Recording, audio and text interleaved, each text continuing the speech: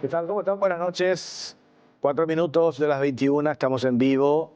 Gracias por acompañarnos en otro capítulo de La Caja Negra por Unicanal. 32 grados en estos momentos la temperatura en Ciudad Capital. Un par de temas para compartir hoy. Vamos a hacerle seguimiento. 3 programas consecutivos. Cada vez que abordamos este tema tenemos retorno, reacciones de la gente de diferentes puntos. La crisis del agua. Esto sí es muy preocupante, sobre todo en estos días de intenso calor, escasez que afecta a varias ciudades, los afectados que se sienten abandonados y piden intervención porque no tienen hasta ahora respuesta por parte de las autoridades, denuncian los pobladores a las aguaterías, a las aguateras privadas por el pésimo servicio que están ofreciendo. Tenemos un informe también que vamos a compartir, vamos a hablar enseguida con el presidente del Congreso, Basilio Bachi Núñez, todo el escándalo en torno a los chats del diputado fallecido Lalo Gómez, chat entre Lalo Gómez y Cartes reflejan vínculos privados y sin relación con el poder. El gobierno de Abdo que ignoró, nosotros tenemos acá toda la documentación, la cronología, la secuencia, el gobierno de Abdo ignoró alerta que vinculaba a Lalo con el narcotráfico. Estamos viendo que una casa de seguros alertó ya en el 2019 sobre Lalo, pero recién en el 2021 la CEPRELAT reportó al Ministerio Público. Recibieron dinero, $1 millón de Lalo, pese a las alertas sobre nexos con el narcotráfico. Estamos hablando del financista del abdismo, operó con absoluta impunidad mientras el gobierno cajoneaba las alertas que fueron emitidas desde la CEPRELAT a través de diferentes informes de inteligencia financiera. Y arrancamos con este informe, la cronología del caso Lalo Gómez y el abdismo, el gobierno anterior que estuvo a merced del narcotráfico.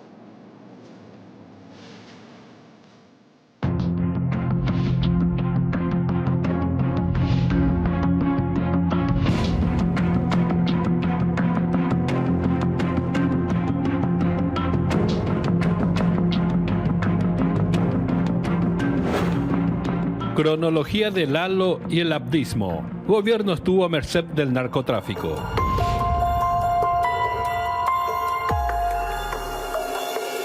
La línea de tiempo de los chats con Eulalio Lalo Gómez y los principales exponentes del abdismo expone el apoyo brindado por el diputado fallecido a este movimiento y los pedidos hechos de parte del financista a las autoridades de ese gobierno y viceversa. La cronología de los vínculos de Lalo con el abdismo se remonta a inicios del gobierno anterior, con el millonario aporte para la campaña, los siguientes pedidos a los principales referentes de ese movimiento y su posterior ingreso a la política. Al descubierto queda la gran influencia que tenía en esa administración. 2019.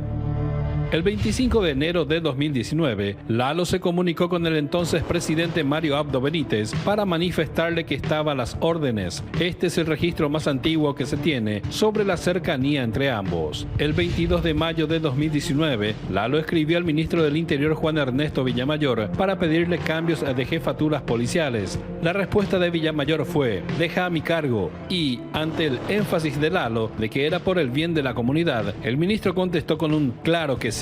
El 20 de octubre de 2019, Gómez envió un video a Mario Abdo sobre el poder de convocatoria que tenía en Amambay. Del 18 al 20 de noviembre de 2019, Lalo y el entonces ministro de la Senat, Arnaldo Yucio, intercambiaron varios mensajes. En ese entonces, el secretario de Estado solicitó 2 camionetas blindadas a Gómez para una visita a Pedro Juan Caballero. 2020. El 10 de mayo de 2020, Lalo Gómez se comunicó por WhatsApp con el presidente Mario Abdo, a quien le pidió que intervenga para evitar un cambio en la fuerza de tarea conjunta. Además, en esa misma fecha, le manifestó que era un aliado de su gobierno en la lucha contra el EPP, a lo que Abdo le respondió a las órdenes. El 25 de noviembre del 2020, en tiempos de restricciones de circulación por la pandemia, Lilian Samaniego envió al WhatsApp de Eulalio Gómez la foto de una patrullera para informarle que que la policía no le permitió pasar y que no tuvieron en cuenta que ella era una autoridad. Al respecto, la senadora reconoció la veracidad de ese chat y alegó que había sido invitada a la Expo Amambay, un evento organizado por Lalo en su carácter de presidente regional de la Asociación Rural del Paraguay. 2021. El 10 de marzo del 2021, Lalo saludó a Juan Ernesto Villamayor con un "Hola, gran líder" y le solicitó que apoye al director de Amambay, comisario Baldomero Jorge, para la comandancia de la policía. Villamayor respondió afirmativamente. El 30 de marzo del 2021, Gómez reconoció que había donado más de $1 millón de dudoso origen a la campaña abdista. En una conversación con el ex titular de la DINAC, Edgar Beto Melgarejo, Lalo expresó su preocupación por las repercusiones que esta donación podría tener si saliera a la luz, lo cual no sucedió sino hasta la divulgación de ese chat. El 19 de junio de 2021, un día antes de las internas simultáneas para las municipales, Lalo le dijo a Marito que estamos poniendo todo lo que falta, a lo que el presidente expresó su agradecimiento. El 9 de agosto de 2021, Gómez de vuelta abogó por Baldomero Jorge, pero esta vez ante Hugo Velázquez, a quien le pidió su ayuda y este se comprometió a hacerlo. Cuando esté con el comandante le habla, por eso se habla mano a mano Lalo. El 22 de diciembre del 2021, cuando Mario Abdo Benítez todavía no oficializaba su candidatura a la presidencia de la Asociación Nacional Republicana, pero ya hablaba al respecto con su entorno de confianza, Lalo le manifestó su apoyo total en Amambay. 2022. El 21 de enero del 2022, Lilian Samaniego pidió que Lalo le ayude a hacer la dupla presidencial de Hugo Velázquez, a lo que Gómez le contesta, claro que sí. El 13 de febrero del 2022, en un mensaje con señales de desesperación y prisa, Lilian le dice a Lalo, cuando vengas a Asunción necesito hablar contigo. Por favor, no te comprometas con nadie en senaduría, por favor, hasta hablar conmigo. Lalo respondió con un escueto correcto. El 15 de febrero del 2022, el presidente de la República, Mario Abdo Benítez, finalmente firmó el decreto 6672, por el cual se nombraba al comisario general director Baldomero Jorge Benítez como subcomandante de la Policía Nacional. Así Lalo consiguió concretar su pedido. El 9 de marzo de 2022, Lalo Gómez solicitó a Mario Abdo Benítez nombrar a Luis Figueredo como titular del Ministerio de Educación y Ciencias. Cuando eso, Juan Manuel Brunetti renunciaba al ministerio para dedicarse a su precandidatura a la vicepresidencia de la República con Hugo Velázquez. En marzo de 2022, tras haber ayudado al abdismo en las municipales del año pasado, Gómez se lanzó a la arena política de la mano del movimiento de Abdo con miras a la Cámara de Diputados en las elecciones internas del 18 de diciembre de 2022. El 3 de mayo del 2022, Lalo envió mensajes a Hugo Velázquez en los cuales se quejaba de Mario Varela, a quien acusaba de imponer a los funcionarios el apoyo a otra candidatura a la Diputación y no a la de Lalo. Además de pedirle los nombres de las personas involucradas, Velázquez envió una nota de voz en la que se comprometió a hablar con Varela. El 18 de julio del 2022, Lalo Gómez le envió su solidaridad a Hugo Velázquez por la designación hecha por el Departamento de Estado de los Estados Unidos. 2023. En el año 2023, Gómez llegó a la Cámara de Diputados de la mano del abdismo, siendo uno de los legisladores elegidos por el Departamento de Abdismo.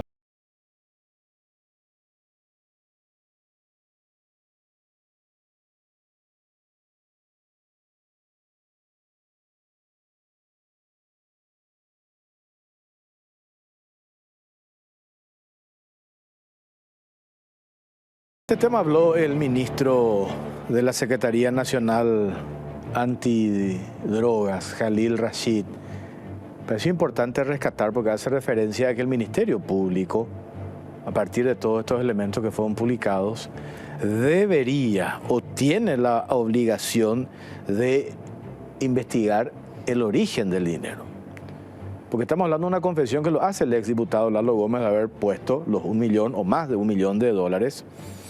Y también cuando aparecen, que enseguida en otro informe vamos a compartir los informes de CEPRELAT, informes de inteligencia financiera, que confirman que el gobierno anterior sabía de los vínculos de Lalo Gómez con el narcotráfico. ¿Qué es lo que dice el ministro de la Senat, Jalil Rashid? El tema del aporte, él considera de que es una cantidad muy alta $1 millón o más del $1 millón, casi inusual para que una persona haga un aporte para las campañas electorales. Esto también en abierta violación a la ley que se aprobó en septiembre del 2020, la ley de financiamiento político. Y esto que también hace referencia, incluso publicaciones periodísticas de hoy mencionaban que desde el Ministerio Público del Brasil en el 2017 ya fueron remitidos informes acerca de los vínculos de Lalo Gómez con el narcotráfico, específicamente con Luis Carlos da Rocha, alias Cabeza Branca. También se mencionó conexiones con Jarvis Jiménez Pavão. Estoy leyendo informes de inteligencia financiera de la CEPRELAT. Y a criterio del ministro Jalil Rashid, si el dinero no puede ser justificado, quienes formaban parte del gobierno anterior, incluidos los funcionarios estatales, deberían ser investigados por omisión. Pero escuchemos lo que esta mañana declaraba el ministro de la Senat al respecto, Jalil Rashid. Las conversaciones que saltan que ahora se saben. Exacto. Porque anteriormente todos creíamos que los malos de la película eran solamente un juez o dos jueces y un fiscal y dos fiscales, ¿verdad? Y no era así. No era así. Una información mutilada, una información que no fue pasada como se está pasando ahora, ¿verdad? Entonces, por ahí un poco viene mi crítica también de por qué no se esperó un poco más para pasar todo de una, ¿verdad? O en todo caso remitir directamente hacia el informe al Ministerio Público, ¿verdad? Pero bueno, eso ya no depende de mí, yo hago el análisis nomás de afuera, Benjamín, y es recién ahora donde se sabe realmente, donde se ve realmente el contenido de todo, ¿verdad? Porque recién ahora pues se pasó la información a las partes, y creo yo que la defensa del diputado Lalo Gómez también le proporcionó a la prensa, ¿verdad? Ya que se mediatizó tanto este tema. El diputado Lalo Gómez es un ex legislador que se inicia a la política de Añetete. Así es. Vamos a decir que el 80% de su carrera política estuvo radicada con ellos, y posteriormente, por una cuestión lógicamente partidaria, es que él se suma posteriormente a Honor Colorado, ¿verdad?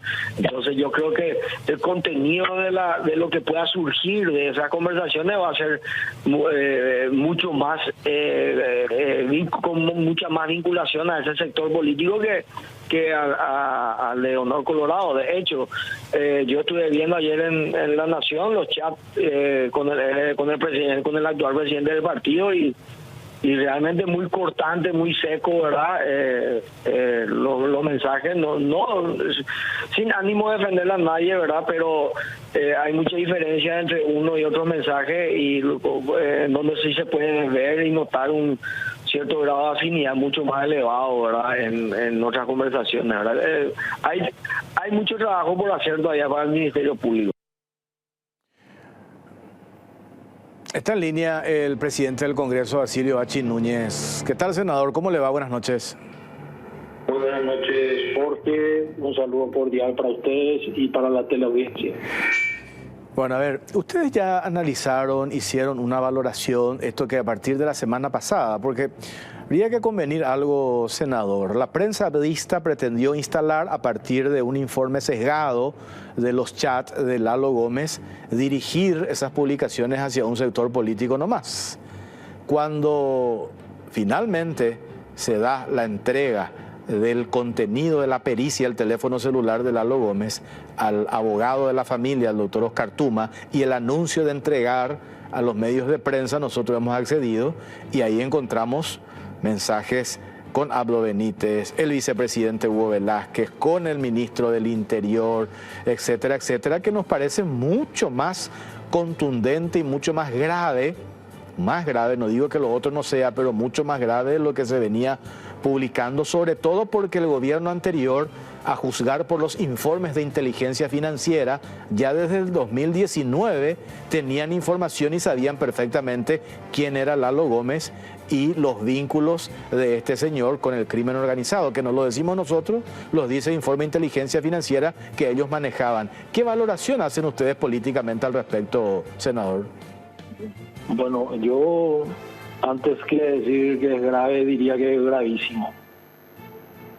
Mira, que me estuve involucrando en lo que es en América Latina el lavado de dinero, y precisamente las campañas políticas son uno de los principales vehículos por el cual se lava dinero del crimen organizado, de hechos de corrupción o de otros tipos de delitos conexos. Entonces, ¿te acordarás, Jorge, que en mi época de diputado acompañamos la modificación de la ley de financiamiento político de sectores que de alguna forma no señalaban una luz de esperanza, que todos podemos colaborar, pero esos mismos sectores lo que están ahora con un mutismo que preocupa?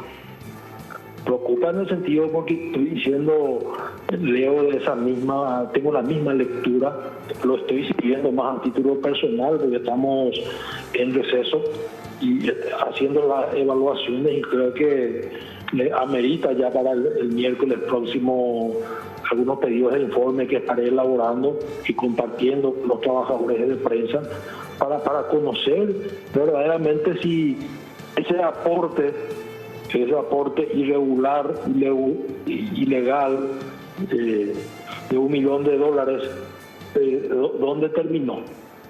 Porque estoy seguro que en la rendición de cuentas en el partido no va a figurar. Ahí te puedo poner la firma. Entonces, ahí se configura el lavado de dinero y que estamos financiando campañas.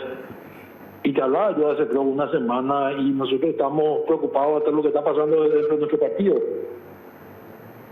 Solamente que son sectores que en aquel entonces estaban en el oficialismo, y en aquel entonces ya decía yo, Jorge, de que el crimen organizado estaba avanzando, que ya teníamos una especie de narcoestado,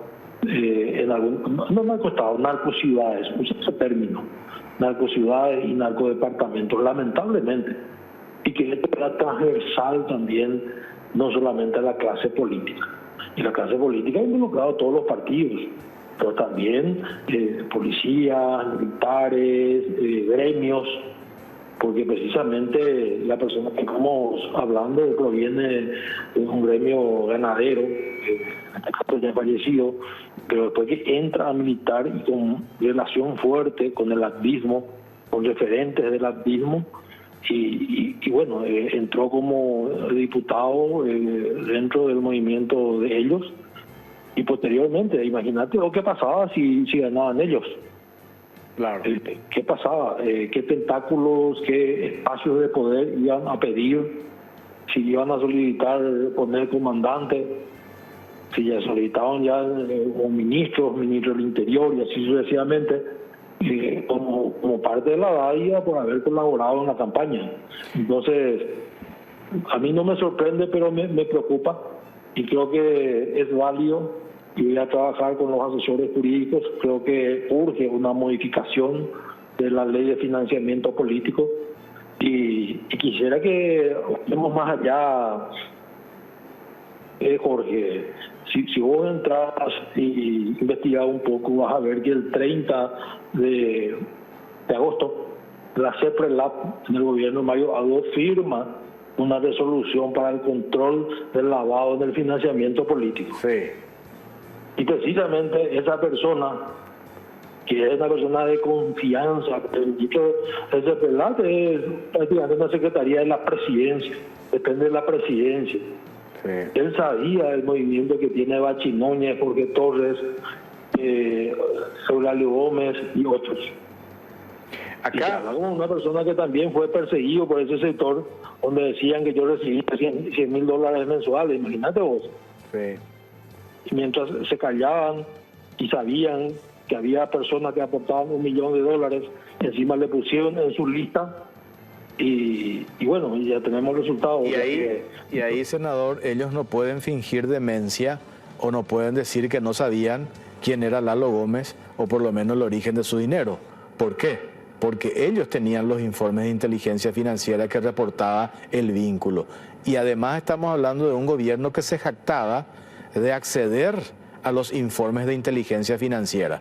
Te acordarás, Mauri Espínola, cuando fue el secretario del gobierno anterior, utilizaba sus redes sociales para publicar salarios de personas del sector privado. El caso de Peña, cuando no era todavía ni candidato, era miembro del directorio de un banco. Caso de la ex senadora Desiree Masi, cuando en sus redes sociales dice estoy leyendo un informe de inteligencia financiera.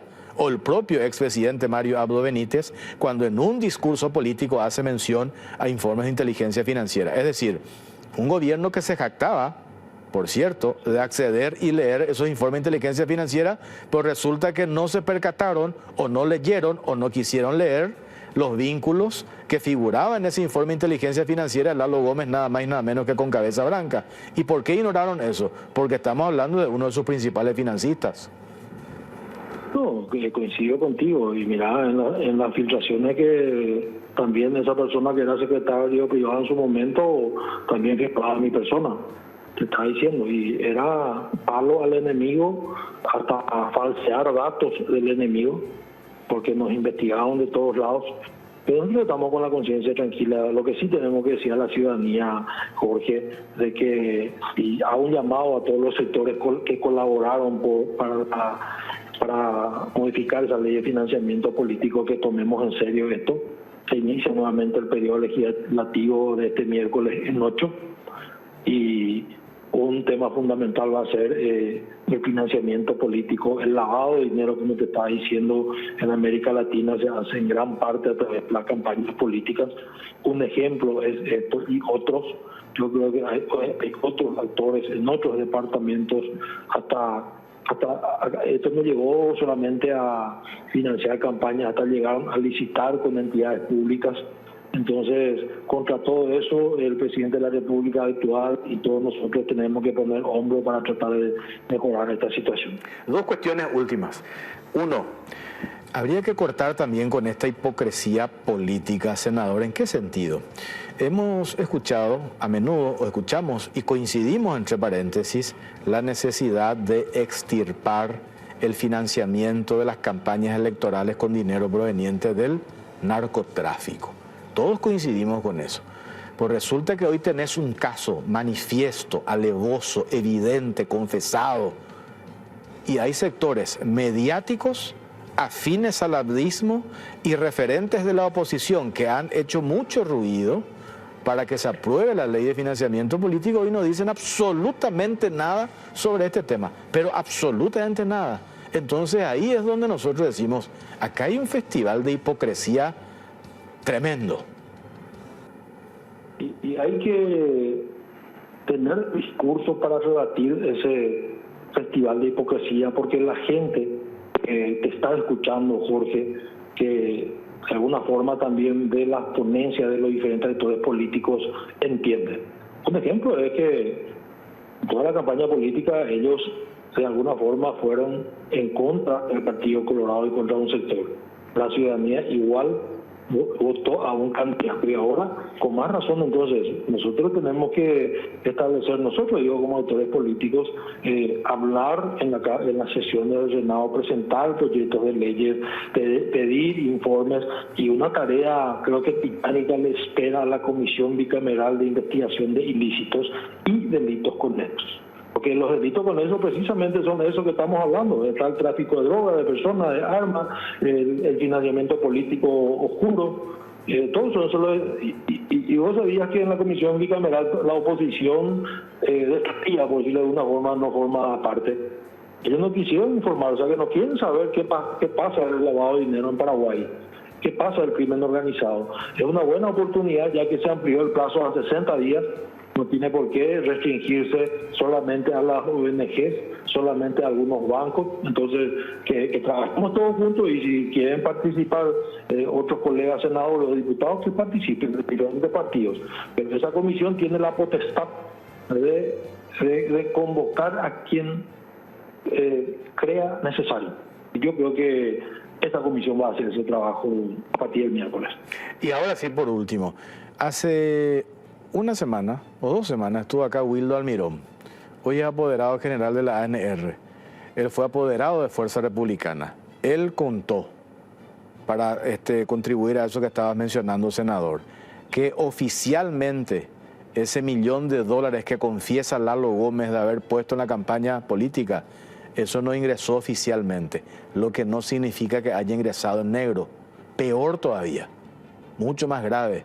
Entonces, es ahí donde yo coincido también con eso que declaraba esta mañana el ministro de la Senat, el doctor Jalil Rashid. Hay elementos para que la Fiscalía haga una investigación al respecto, porque hay una confesión y el propio ex titular de la DINAC, Beto Melgarejo, con quien Lalo Gómez charló sobre este tema, confirmó la veracidad de esos mensajes, de ese mensaje en el que Lalo le dice: pusimos más del $1 millón y nos preocupa si esto salta, podría perjudicar al gobierno. ¿De qué fecha es ese mensaje? Marzo del 2021. ¿De qué gobierno estamos hablando? El gobierno de Mario Abdo Benítez. Entonces, por eso me parece que acá hay muchos elementos como para extirpar realmente, cuando en el discurso decimos que nos preocupa la infiltración del dinero proveniente del narcotráfico en la política. Hoy tenés hechos objetivos, tenés pruebas, tenés elementos, y hay directamente sectores que no opinan sobre ese tema, y también la necesidad de que el Ministerio Público intervenga en este tema, senador. Sí, mira, quería terminar con eso precisamente. Así como dijiste, en marzo de 2021 sucede ese hecho, a un año prácticamente después de la promulgación de la Ley de Financiamiento Político. Sí. O sea que el presidente de la República anterior promulga una ley que después no sirve. Y lo que sí no me sorprende, yo estoy seguro que ese $1 millón no entró, y otros millones de dólares. Otros millones de dólares que no sé, aportaron los ministros, las binacionales, porque todos escuchamos. Entonces acá nosotros tenemos que tener un informe de la justicia electoral, un informe de la CEPELAT, y después la Fiscalía General tiene que actuar. El fiscal general, y creo que va a actuar. El problema acá también es que los chats primero tuvieron los medios, usaron hasta para perjudicar directamente solamente a un equipo político, ocultaron información de otros, de sus mimados. Es la prensa vista que estamos hablando. Entonces, ahora es más transversal la información, y creo que el Ministerio Público va a tener el tiempo también necesario para estudiar este tema. Y agradezco la comunicación, y vamos a estar siguiendo este tema, Jorge. Dale, senador. Gracias por su tiempo, muy amable. Basilio H. Núñez, presidente del Congreso. Hacemos una pausa cortita y venimos enseguida. Muchas veces el plan A no funciona como queremos o nos quedamos sin plan B. Por eso Bueno Bank creó el plan U para que puedas respirar tranquilo y seguir adelante, dando la posibilidad de tener una tarjeta de crédito para volver a operar en el sistema bancario. Bueno Bank, el banco de todos los paraguayos. Y Bristol, con precios de locura en aires acondicionados, en cuotas desde solo 169.000 guaraníes. Además, contás con instalación gratuita, más un pack de regalo hasta agotar stock. Además, podés ser ganador de una Volkswagen Amarok 0 kilómetros. Acércate a una de las 90 sucursales. Escribinos al WhatsApp 0991-670-000 o compra online en www.bristol.com.py. Bristol, la mejor casa de electrodomésticos del país.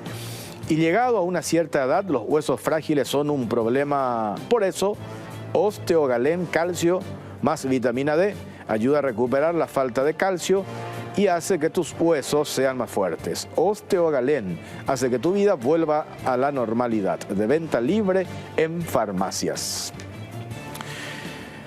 Tenemos el siguiente material que podemos compartir. Casa de Seguros alertó en 2019 sobre Lalo, pero recién en el 2021 la CEPRELAT reportó a través de un informe de inteligencia financiera a la CEPRELAT.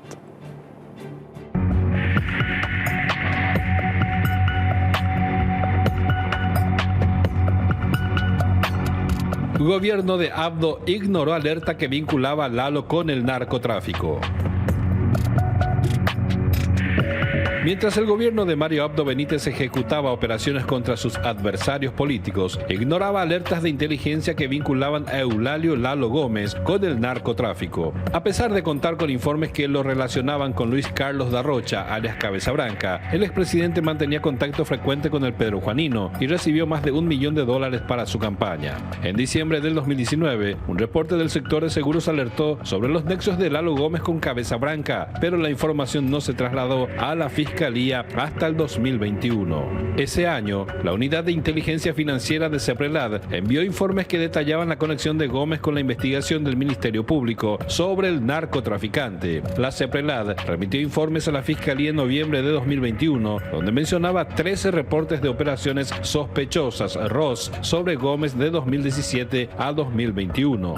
A pesar de estas alertas, la imputación de Gómez recién se produjo en agosto del 2024, lo que evidencia que las denuncias fueron ignoradas por años mientras el financista del abdismo operaba con impunidad. La CEPRELAD, bajo la dirección de Carlos Arregui, tenía información sobre la donación millonaria de Gómez a la campaña de Fuerza Republicana, pero la mantuvo aparentemente en reserva para protegerlo. Chats revelados recientemente muestran que Lalo no solo era un aliado político, sino una figura clave dentro del gobierno de Abdo. Tenía acceso directo a ministros, influía en nombramientos policiales y dotaba de seguridad a autoridades. Además, expresaba su preocupación sobre la posibilidad de que se filtrara su aporte millonario a la campaña. La falta de acción por parte de la CEPRELAD del gobierno anterior, sumada a la estrecha relación entre Gómez y la cúpula abdista, genera sospechas serias sobre la posible inyección de dinero del narcotráfico en la política. Lo cierto y concreto es que el gobierno de Mario Abdo Benítez contaba con informes de inteligencia que vinculaban a Lalo con Luis Carlos da Rocha, alias Cabeza Branca. Sin embargo, el entonces presidente chateaba casi a diario con el pedrojuanino colorado e incluso recibió más de $1 millón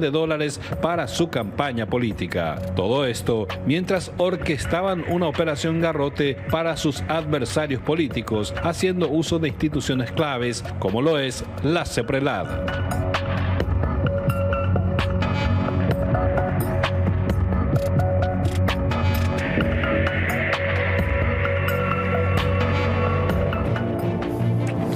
Bueno, y siguiendo con este tema tenemos otro informe, chat entre Lalo Gómez y Cartes, que reflejan vínculos privados y sin relación con el poder. Tenemos.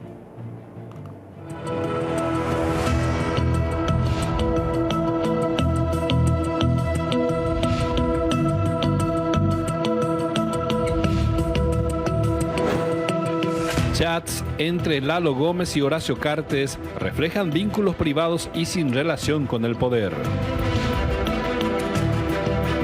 A diferencia de sus conversaciones con referentes del abdismo, en las que realizaba gestiones políticas y solicitaba favores dentro del gobierno, los intercambios entre Eulalio Lalo Gómez y el expresidente Horacio Cartes se mantuvieron en el ámbito privado, con temas exclusivamente comerciales. Nuevos chats revelan que, desde el año 2019, Gómez y Cartes discutieron asuntos relacionados con la compra y venta de ganado, así como el mantenimiento y arreglo de aviones, por lo que puede apreciarse estas conversaciones demuestran que la relación entre ambos se basaba en intereses empresariales y no en favores políticos, ya que en ese momento Cartes ya no estaba en funciones de gobierno ni tampoco era titular de la Asociación Nacional Republicana.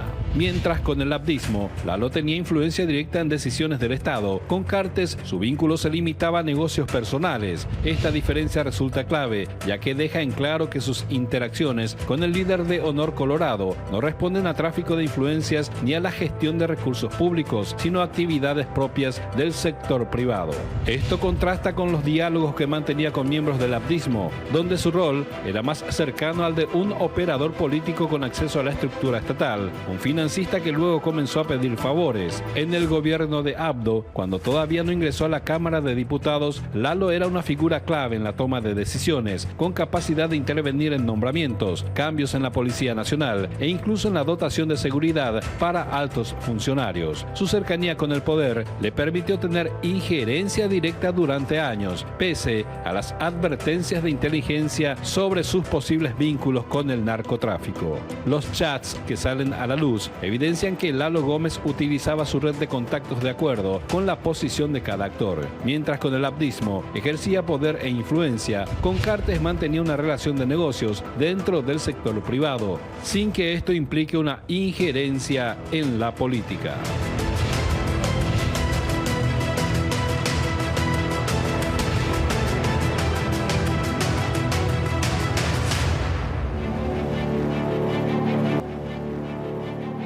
Bristol con precios de locura en aires acondicionados en cuotas desde solo 199.000 guaraníes. Además, contás con instalación gratuita más un pack de regalo hasta agotar stock. Además, podés ser ganador de una Volkswagen Amarok 0 kilómetro.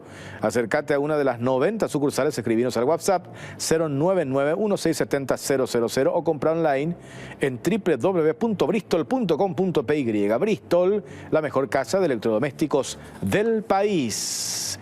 Y les comento que ya llegó Etiflugel, la solución para la acidez, reflujo y gastritis. Etiflugel es el antiácido más bueno que hay porque viene en suspensión, de rápida acción y con sabor naranja y sabor limón. ¿Qué más querés? Con una sola toma, OPA acidez. Además, no es solo para vos, es para toda la familia porque viene en frasco de 240 ml. Toma Etiflugel, OPA acidez, de venta libre en farmacias. Si los síntomas persisten, consulte a su médico. Y para tener un equilibrio ideal y un buen funcionamiento del organismo, ahora tenés a mano Mielaxan, el laxante que con una sola toma de sus cápsulas blandas no daña la mucosa gástrica y con acción comprobada. Mielaxan limpia y depura el organismo para tener un cuerpo saludable. Comenzá con tu interior. Mielaxan, el laxante que funciona y el equilibrio volverá a tu cuerpo. Es de Laboratorios Galeno. Hace varios programas que estamos hablando de esto, que es un problema serio porque le afecta a varias comunidades, la crisis del agua. Desde los programas anteriores hemos compartido algunos informes y es impresionante la cantidad de pedidos, de denuncias, de testimonios de familias de diferentes puntos que nos acercan sus preocupaciones en torno a la escasez que afecta a varias ciudades, principalmente en el departamento central. Los afectados se sienten abandonados, no tienen respuesta por parte de las autoridades y los pobladores denuncian principalmente a las aguateras privadas. Tenemos este informe y a la vuelta vamos a hablar con el ingeniero Jorge Sánchez. Él es subdirector de hidrología de la Dirección de Meteorología e Hidrología. Veamos el informe.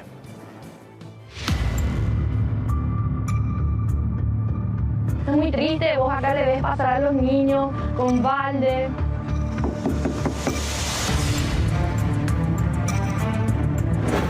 Crisis del agua, aguatería sin control y escasez de provisión. La crisis del agua es desesperante en Emboscada, donde la provisión no abastece a todos los pobladores. Muchos se ven en la necesidad de instalar tanques para el reservorio y a la par deben comprar agua embotellada para consumir, ya que el suministro no es apto para el consumo humano. Al igual que en otras localidades de Central, los pobladores de Emboscada siguen enfrentando una grave problemática con el abastecimiento del vital líquido, a pesar de múltiples reclamos y gestiones ante diversas instituciones públicas y privadas. La situación persiste y se agrava con el paso del tiempo. A lo que tiene suerte le alcanza y lo demás, a mí por ejemplo, no me llega agua. Y compramos 50.000 el tambor de 1.000 litros. Hay que comprar agua mineral para tomar. Medio salada el agua que le traen. No es limpio, no es salado, pero no es limpio, no es para tomar, no está tratado el agua. Acá donde tenemos una planta de tratamiento que se inauguró hace poco, ¿cuánto? ¿Un año? Y no sé qué es lo que pasa, no instalan, 2 veces a la semana 100.000 guaraní y son 200.000. Desde finales del 2018, numerosas familias que adquirieron terrenos de la inmobiliaria del Este con la promesa de contar con servicios básicos como agua y luz, reclaman que no cuentan con este suministro. Una muestra de ello es la fracción Solares de Emboscada 2, donde fuimos a constatar la irregularidad. Compramos nuestros terrenos acá de Inmobiliaria del Este en el 2017 con promesas de servicios básicos en puerta, luz y agua en particular. Cuando en esta fracción existían vecinos, nosotros nos enteramos luego, ya cuando intentamos querer venir a vivir, que ellos ya no tenían agua desde incluso mucho antes. Desde la Junta de Saneamiento se negaba a proveerles del servicio de agua potable corriente. Intentamos conversar con la inmobiliaria para saber por qué no tenemos agua. Ellos se negaron a proveernos, ellos se negaron a cualquier proyecto que nos llegue a solucionar. Entonces nosotros, bajo esa ley, nos fuimos al ARSAM. Hablamos con la ARSAM, ellos nos ayudaron en ese aspecto, recibieron nuestra solicitud, o sea, nuestro pedido para intermediar con la inmobiliaria para que se encarguen y cumplan este decreto. La inmobiliaria respondió al ARSAM, nos respondió a nosotros diciendo de que con una excusa muy particularmente creo que es muy barata. Lo que ellos dijeron es, nosotros no somos una junta de saneamiento, nosotros no somos los encargados de proveer agua, y si ustedes continúan por este camino, vamos a declarar o vamos a accionar en forma inconstitucional este decreto. Es lo que el máximo respaldo a tu inversión nos dijo. Los vecinos reclaman que desde la inmobiliaria respondieron con evasivas y amenazas de declarar inconstitucional la normativa que los obliga a proveer la infraestructura necesaria para contar con el suministro de agua. Ante la falta de respuestas, los vecinos se organizaron y con sus propios recursos instalaron cañerías para conectarse a la red de la Junta de Saneamiento. Sin embargo, el suministro es irregular y precario. El agua llega una vez a la semana, a veces solo por un día y solo durante unas pocas horas, por lo que es necesario contar con reservorios de agua. Invertimos mucho, ¿verdad?, por un terreno que estamos pagando hasta ahora, pero el tema del agua es no se puede vivir así. Entonces, justamente por esa razón nosotros tenemos que comprar agua semanalmente, porque poco y nada luego llega, cada 15 días, cada 20 días llega y después para nada. La Junta de Saneamiento enfrenta dificultades para expandir el servicio debido a la falta de financiamiento y la escasez de agua subterránea en la zona, lo que complica la perforación de nuevos pozos. Esta limitación agrava la crisis y deja a los vecinos en una situación de vulnerabilidad extrema. En un intento por paliar la situación, algunas familias compran agua en camiones cisterna a un costo de 50.000 guaraníes, lo que representa un gasto adicional significativo. A esto se suma que deben adquirir agua mineral para poder tomarla. Desde el año 2018 que se abrió, incluso un poco antes se abrió lo que sería el lotamiento, ¿verdad?, de esta fracción, y no estamos contando con agua. Y me gustaría también enfatizar que por la pandemia se había hecho por la ESAP se había hecho lo que es un plan de manera a que tengamos agua, porque como había esa campaña de lavate las manos y cosas así, emboscando, no teníamos agua, y hasta ahora está sin funcionamiento porque nosotros no tenemos agua. Y esto no es del verano, no es un problema por la estación, algo así, es un problema de años. Aquí, por ejemplo, viene cada 8 días, pero no es una norma en el sentido de que cada 8 días vas a tener o tenés un aviso por parte de la Junta, en el sentido de que te van a decir, mira, te voy a mandar a esta hora o te notifican. No, incluso a veces se puede alargar y puede haber, por ejemplo, cada 10 días, si se descompone el motor o algo así ahí en la Junta, por ejemplo, vos no tenés una garantía, la gente tiene que comprar agua. Acá está muy normalizado el tema de la venta del agua. Un tanque de 1.000 litros, por ejemplo, te sale 50.000 guaraníes, si es que ya no subió. Los afectados se sienten completamente abandonados por las autoridades y sin opciones para exigir lo que les corresponde por derecho básico. La comunidad reclama una solución definitiva a esta desesperante crisis del agua. En su momento esto estaba interconectado, el tanque estaba interconectado con el agua que provee la Junta. Ahora mismo está cerrado y... mira, hay agua. No hay. ¡Sorpresa! Sí. No está saliendo agua. No. La idea era que salga agua ahí. Sí. Sí, o sea, esta canilla tiene su medidor, entonces esto se paga en forma comunitaria. Todos los vecinos, por medio de la comisión vecinal, se encarga de realizar el pago por el consumo de esta canilla.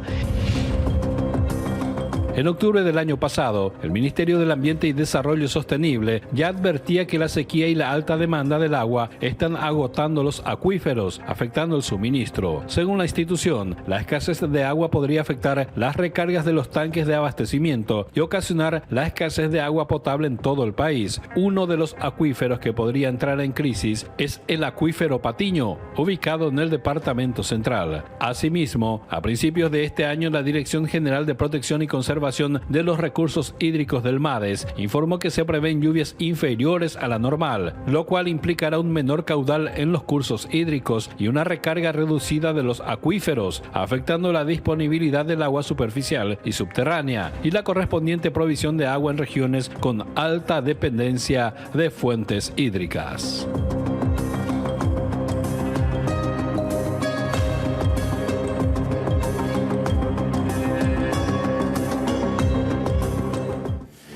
Qué terrible testimonio de estas personas. Cada 15 días, imagínate vivir en estas condiciones, sobre todo en estos días de intenso calor. El ingeniero Jorge Sánchez está con nosotros. Él es subdirector de hidrología de la Dirección de Meteorología e Hidrología. ¿Qué tal, ingeniero? ¿Cómo te va? Buenas noches. Muy buenas noches para todos los televidentes, para las órdenes. Bueno, a ver, por supuesto que hay un problema que tiene que ver con el ente regulador, etcétera, etcétera. Nos vamos a preguntar sobre este drama de estas comunidades que acabamos de escuchar en este informe, pero sí nos gustaría saber cuáles son las causas principales de la crisis hídrica en nuestro país.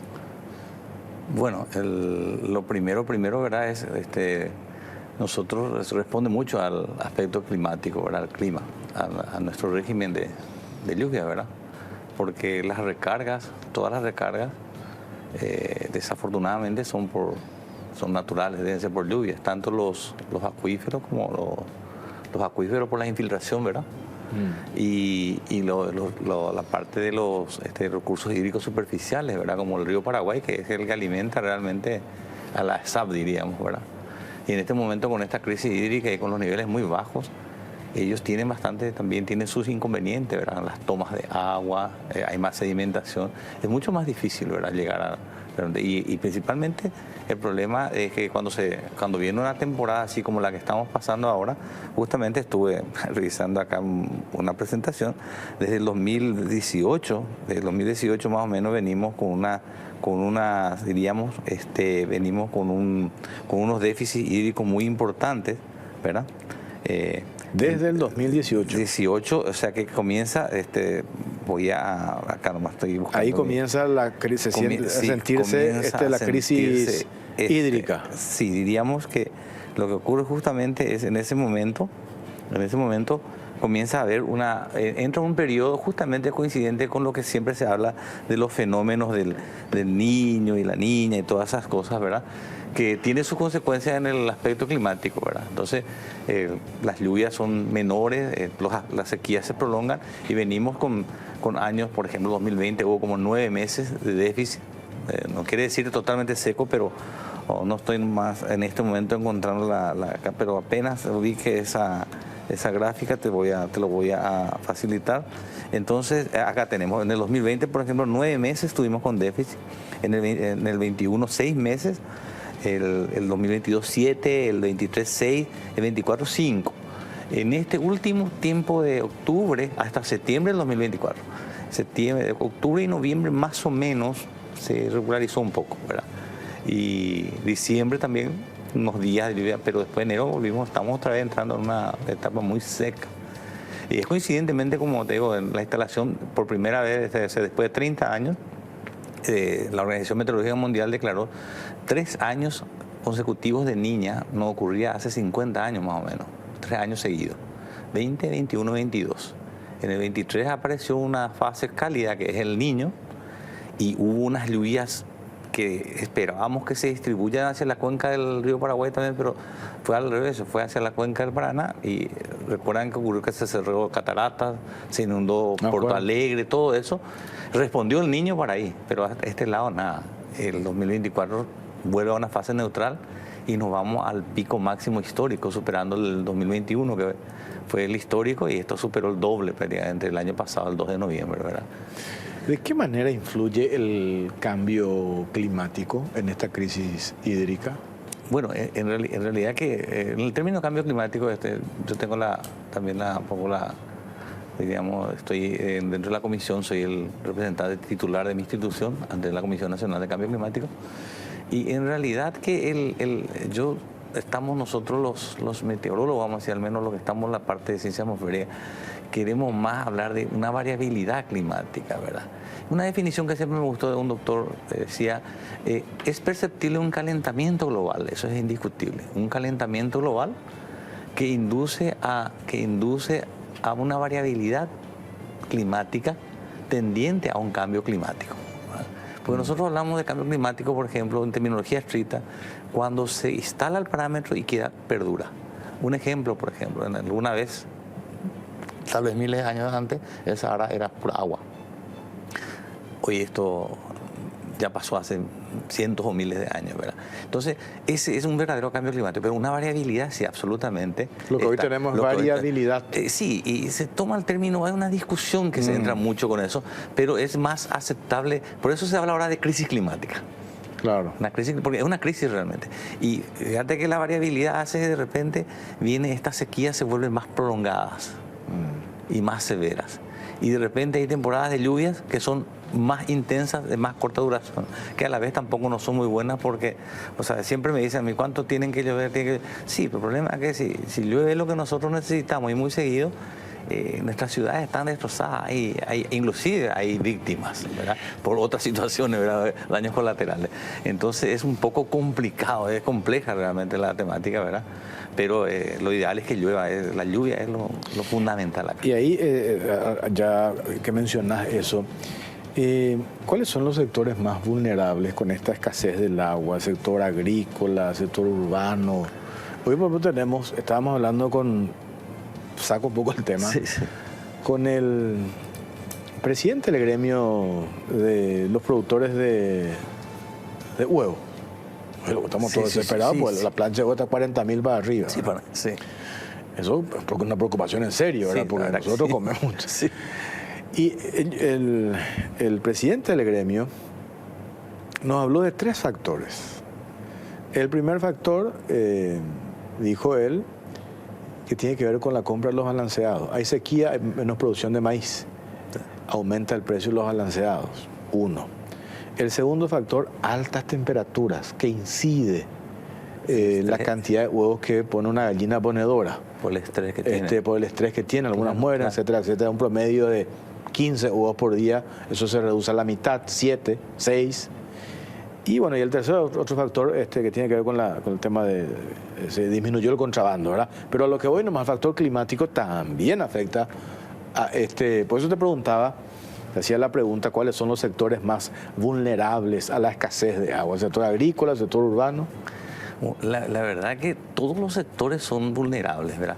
Pero en nuestro país, por ejemplo, si ahora vamos al contexto macroeconómico, es la parte de nuestro río, el río Paraguay, siempre, se escucha en todos lados.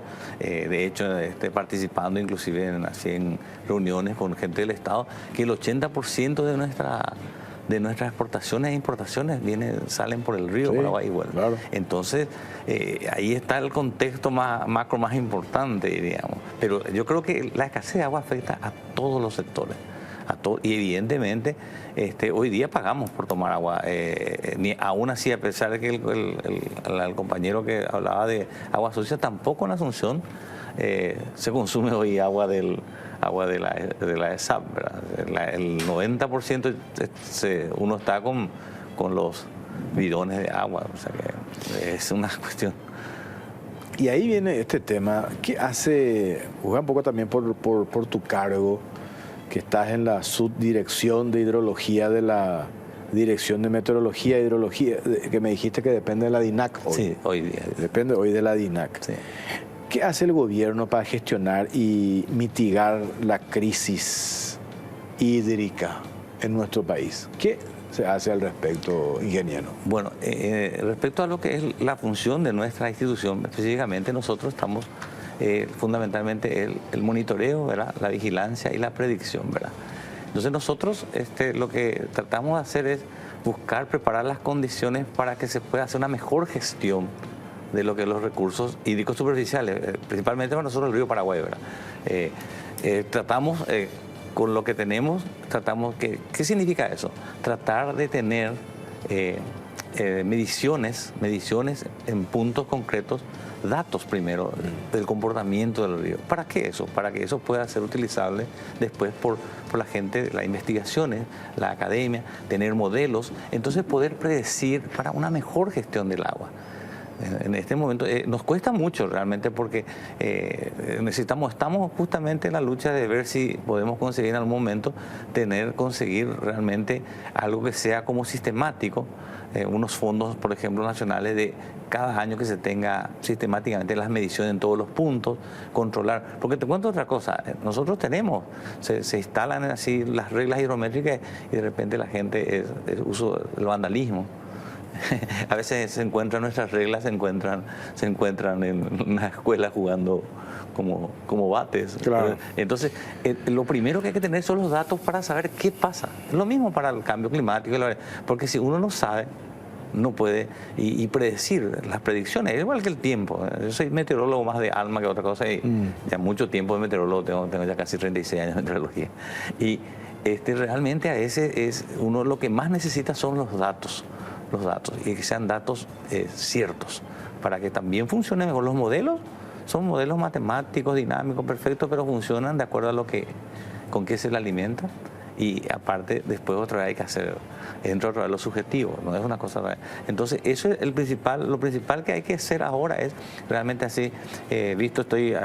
Aplaudo que el MADES creo que han instalado 8 estaciones de pozos hidrogeológicos, que nosotros en convenio mantenemos algunos de ellos, o sea, cooperamos con eso. Eso es precisamente para saber cómo está la napa freática también. Y ahí entra otra cosa, la conducta del ciudadano de contaminar. Claro. Entonces nosotros mismos contaminamos lo que después necesitamos para utilizar. Ese es otro problema. Nuestros arroyos, sabrás vos, bueno, yo tengo un poco mayor, pero teníamos el Buricao, por ejemplo. Yo recuerdo de los tiempos del Buricao de niño, cuando era agua cristalina y nos bañábamos. Hoy día es... No, olvídate. Hoy yo te puedo asegurar que eso podía haber sido una fuente. Lo mismo en otros sectores. Hoy, es lógico, el Itaú cuando llueve se convierte en un río más o menos, pero antes era así. Entonces, ¿y cómo? Y la gente tirando entonces colmatan. O sea, que nosotros mismos llevamos hacia adelante la mala gestión de nuestros recursos. Ese es también otro problema. Tengo que hacer una pausa cortita a la vuelta, seguimos hablando sobre este tema, preocupante, por cierto. Yo tengo una pregunta también, ¿qué desafíos presenta la infraestructura actual, ¿verdad?, para garantizar esto que tiene que ver con el acceso equitativo y sostenible del agua? Sería interesante también saber eso. La vuelta a la pausa, ya venimos. Broncogalén jarabe alivia todos los síntomas de la tos. Broncogalén es también fluidificante y expectorante. Eso es Broncogalén jarabe, todo lo natural en un solo producto y un solo producto para toda la familia. Además, no tiene azúcar. Atendé bien, amba, eucalipto, miel y limón, ore, copa y té. Y no te olvides de la presentación cómoda y práctica de Broncogalén Spray con la misma fórmula y con sabor a miel. Broncogalén Spray te soluciona las situaciones incómodas porque lo podés sacar y usar en donde sea. Broncogalén, paraguayo y té, Natural es de Laboratorios Galeno. Y aprovecho también, agradezco a Gilardini por el traje que tengo esta noche. Muchas gracias por acompañarnos siempre todos los martes en la Caja Negra a Gilardini. Ingeniero, un par de preguntas acá que me comparte la gente. Después vamos a hablar del tema de infraestructura que estamos haciendo. Dice, ¿nunca se pensó en esclusas para retener el agua, para mantener la navegabilidad, evitar que el agua dulce vaya al mar? Sabemos que el río transporta una enorme parte del Producto Interno Bruto, eso que mencionabas recién. Y si se pensó alguna vez en eso, si eso podría ayudar a mantener el río en su caja sin permitir bajantes, ¿se puede hacer? Bueno, ¿O es muy complicado? Bueno, esto? Eso depende de cuáles son los aspectos característicos del río. En el río Paraná sí. El río Paraná, el Yacyretá tiene sistema tipo esclusas, ellos tienen sin ningún problema, ellos tienen. Pero el río Paraná, lo mismo, el río Paraná, Itaipú Aguas Arriba tiene ahí, en la obra brasileña hay como 60 presas, 2 de ellas, creo que Rosana y Primavera, nos dijeron, el año pasado en diciembre estuvimos por Itaipú y justamente nos comentaban que ahí tienen, entonces ellos regulan el agua de cuánto van en temporadas de baja. De sequía, cuánto ellos van a poder largar, porque no puede liberar tanto tampoco. Claro. Tienen un nivel, porque a partir de cierto nivel comienzan a tener problemas las turbinas, porque entra aire, sí. Un nivel, una cota. Entonces ellos regulan eso, tienen un sistema regulatorio, claro, pero el río Paraná es un río dependiente. Tiene una pendiente mucho más que el río Paraguay. El río Paraguay no podemos. Se podrá, pero hay que ver costo-beneficio. Acá el problema siempre es costo-beneficio. Si el beneficio es mayor, pero habría que ver eso porque es un río de llanura. Entonces, cuando hay pendiente, es más, se desvía hacia las pendientes, entonces sí, los reservorios, tener reservorios y usar ese. Claro que sí, desde el punto de vista factibilidad, sí es factible. Pero ver costo-beneficio. ¿Qué quiere decir costo-beneficio? Que la inversión para eso es demasiado grande. Si realmente el costo... Te pongo un ejemplo. Desde el punto de vista ambiental, como es una parte... con un compañero de Yacyretá, siempre discutíamos el tema de los ascensores para hacer pasar los peces, ¿verdad? Para desovar. Bueno, entonces yo le decía, ahí hay una mortandad muy grande de alevines, porque sube así por aplastamiento, mueren los pequeños y después pasan, ¿verdad? Pero hay una otra realidad. Él me dice, ¿y el costo-beneficio? ¿Vos querés ir al desarrollo o te vas a preocupar por la muerte de los peces? Porque en realidad la muerte de los alevines se mitiga con la crianza. Inclusive hay lugares donde uno y vuelven a lanzar, ¿cierto? Hay una mortandad, pero esa misma cantidad se vuelve en la Argentina, acá cerca en Formosa, por cada compra de una lancha. La empresa que vende tiene que no sé cuántos miles de alevines de pacutir, o sea, es una obligación. Entonces si hay esa cosa, digo, si el costo, si el beneficio es mucho, es más, el beneficio del habla de desarrollo, salud, educación, se puede también criar los peces, ¿verdad? Entonces, pues bien, adelante. ¿Qué lecciones nosotros podemos aprender de otros países, de otras regiones o países, ¿verdad?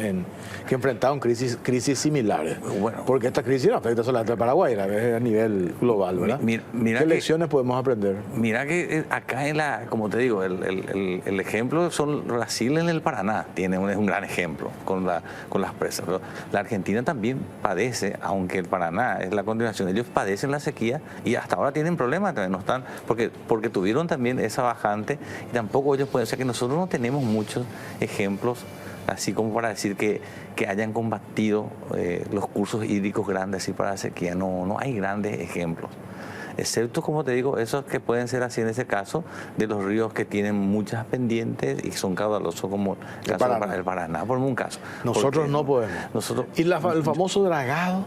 Bueno, el dragado lo que hacen es ganar un poco el nivel para navegabilidad, ¿verdad?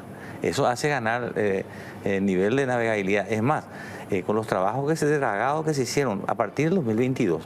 En el 2021 nosotros llegamos, el 6 de octubre del 2021, se llegó a la bajante más crítica en Asunción, que llegó a un nivel que es de menos 0,75 metros, o sea que 75 centímetros por debajo del cero hidrométrico, ¿verdad? El cero estándar. Entonces, en ese momento, inclusive la navegabilidad era hasta Asunción, ya no llegaba ni a Asunción, llegaba hasta Pilar nomás. Claro. Entonces, eso, yo definitivamente uno hace un cálculo y lógicamente, si llegan todas las barcazas, hasta el combustible tiene que, porque de ahí tiene que transportar las cisternas. Las cisternas ya vienen por carretera, menos mal que hoy tenemos más cortito de la carretera, ¿verdad? Ya más cercana. Eso.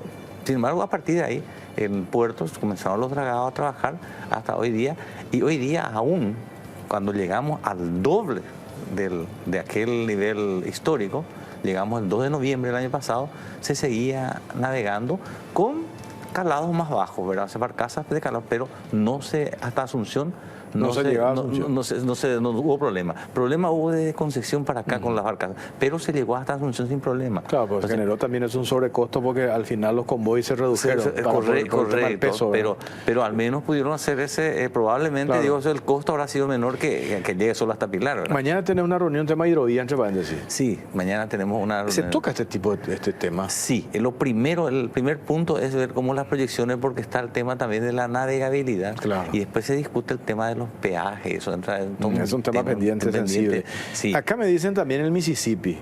Mississippi puede ser. Me ponen con vos, te preguntaba qué lecciones podemos nosotros aprender de otras regiones o países que han enfrentado el tema de la crisis, ¿verdad? Me dice el Mississippi es para navegar, no precisamente para generación de energía. Sí, pero tenemos que recordar que Mississippi está en los Estados Unidos de América. Las condiciones son diferentes. ¿Climáticas? No, la cultura y todo. Digamos, la estructura, estamos hablando de los Estados Unidos de América. ¿En materia de infraestructura? ¿Sí? No, hablemos como un país mismo. Eso no entiendo. No, ¿De que la gente no contamina? No, es un país diferente. Estados Unidos, Paraguay. ¿Tiene problema por la crisis de la... Sí, pero tienen más tecnología, lo mismo te diría en la parte de... Pero por eso te digo, ¿qué lecciones nosotros podemos aprender justamente de otros países para evitar la crisis que hoy tenemos? Yo digo, tecnológicamente se puede. Te pongo un ejemplo, como te digo, el corazón meteorólogo, yo digo, yo estuve en Estados Unidos, todos los meteorólogos, seguro que hablas con ellos, el 80%, pocos son los que todavía no fueron, pasan por la NOAA. La NOAA es la par del hermano gemelo de la NASA, ¿verdad? Solo que es oceanográfica y atmosférica. Hace un mes vino otra. O sea que es gente muy especializada, pero nosotros tenemos más inconvenientes para las predicciones y todo por la tecnología y los estudios que necesitamos. Entonces, es la misma cosa. ¿Qué tenemos que invertir entonces como país? Invertir, por eso acá anoté una pregunta. Absolutamente. Cuando te dije hace rato qué desafíos presentamos en materia de infraestructura para garantizar. Ahí estamos de acuerdo. Invertir en tecnología. La inversión en tecnología y en factor humano principalmente. Necesitamos mucho factor humano también. Factor humano en el sentido de que ellos cuidan más el agua y nosotros desperdiciamos. De proyectar gente. De capacitar. Sí, capacitar. Yo les cuento que el Brasil en la época en lo que es meteorología, 50 años atrás, la Argentina fue el número 1 siempre. Y el Brasil después de un tiempo, en los 80, invirtió enviando mucha gente a los Estados Unidos a sacar doctorados. ¿Tenemos nosotros esa especialización? Sí, tenemos. En meteorología no tenemos doctorados ni maestría. Tenemos másteres, pero que fueron a otros países. ¿Y cómo hacemos para motivarle a nuestros jóvenes en eso, ingenieros?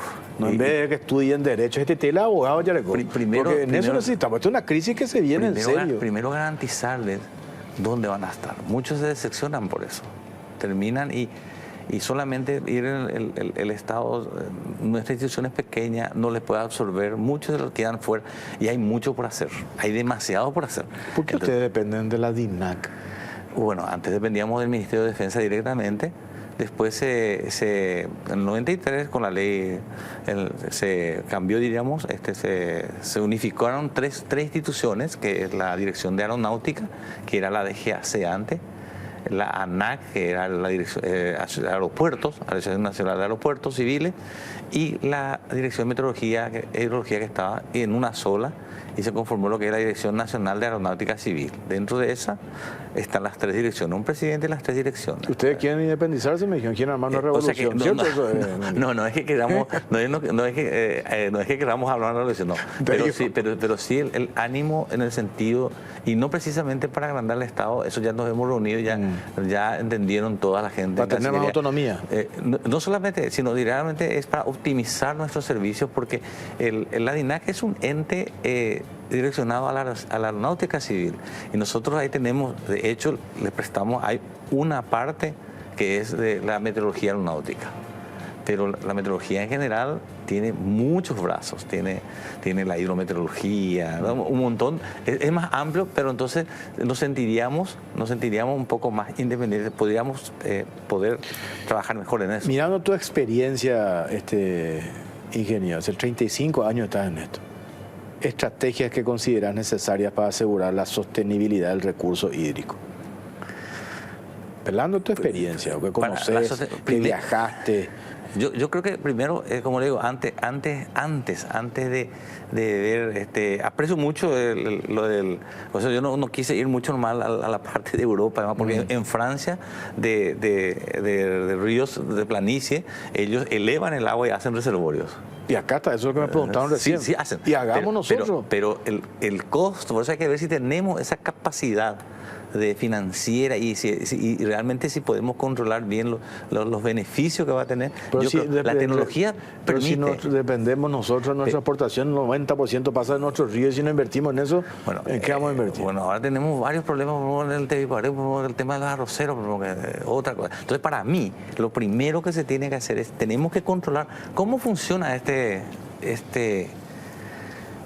individuo que es el río. Eso es lo primero, porque te puedo asegurar que el Mississippi no hicieron nomás, represemos, el Mississippi, tanto del caudal, tanta cosa, lo estudio todo. Entonces, saber, pero para saber estudio tenemos que saber, tener datos. Por ejemplo, en el 2023, cuando vino ese niño, 23, febrero vino, el febrero 23, 2023, hubo unas lluvias tan intensas en Amambay que el río Apa se desbordó. El río Apa desbordó y ¿qué pasa? Desemboca en el río Paraguay. El río Paraguay subió, en un día subió creo que 1,5 metros, todo el mundo estaba, nos recuperamos. Se acabó. Fue una lluvia, y nosotros no sabemos, porque en el APA no tenemos una sola estación. Ahora, quedado en diciembre, nos dijeron los del MADE. Una lluvia importante nos recuperamos.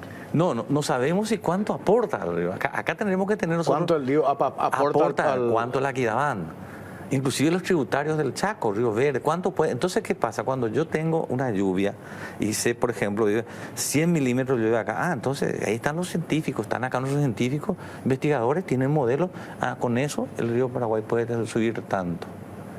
Con eso, sabiendo cuándo se sube tanto, se puede saber ya que el nivel, se puede mejorar, navegar. Inclusive, yo te digo una cosa, la gente se preocupa mucho porque en Tebicuaré los arroceros dicen que están por secar realmente un hilo, ¿verdad? El río Paraguay no es fácil secar, porque primero porque tiene un caudal... Qué bondadoso nuestro río Paraguay. El río Paraguay tiene un caudal... Primero, dos cosas. El río Paraguay es mucho más caudaloso. Segundo, la naciente no creo que se seque. Eso sería una catástrofe. La naciente del Pantanal yo no creo que se seque, ni en los peores momentos. En algún momento surge. Entonces, esa es una ventaja. El Tebicuaré no. El Tebicuaré, sus nacientes no son muy surgentes y desembocan en el río Paraguay. Entonces sí corren peligro de cuando hay mucha succión. Es más, yo estaba viendo por ahí, porque queremos ir, nosotros visitamos las estaciones y queremos ir a mirar un poco. He visto que hay bombas que succionan hasta 5 metros cúbicos por segundo. Y dije, pero ¿será posible? Eso es 5.000 litros por segundo. Están secando el río Tebicuaré. Te pueden secar. De acuerdo a la cantidad, pueden porque el caudal es muy pequeño. ¿Quién tiene que controlar eso? ¿El MADES? El Estado. No, yo tengo entendido que controlan, porque ahora creo que hay una prohibición. Hasta cierto. Parece que no controlan, sí que están haciendo eso. Llega un caudal, cuando llega el nivel, cuando el caudal llega a cierta cantidad, se corta, se prohíbe. A partir de ahí ya hay sanciones. Ahora, eso, si hay cumplimiento, yo no sé. Pero sí está tipificado. Están los que deben cumplir, pues deben haber algunos avivados que sacan provecho. Seguro, ¿verdad? Que sí, pero sí hay reglamentaciones y el MADES sí se encarga de eso, y eso es claro. Ahora en este momento ellos han avisado que está prohibido la succión Bueno, gracias ingeniero por tu tiempo, muy amable. Aprendimos mucho, interesantísimo este tema. Es una crisis que en algún momento va a explotar. Te cuento que este año todavía va a seguir, no hay grandes perspectivas de que nuestro río se regularice absolutamente, pero sí. ¿En el 2025 no se va a regularizar? No, va a mejorar un poquito, porque también mejora un poco las lluvias en el Pantanal, y eso va a ser porque a partir de mayo comienza otra vez, viene el aporte del Pantanal y hay una pequeña subida hasta junio, julio y después la bajante. Y las perspectivas climáticas no están en una temporada que pasamos ahora de Niña, vamos a pasar a neutro, y no es muy auspicioso los pronósticos a largo plazo. Así que ojalá que se cumplan.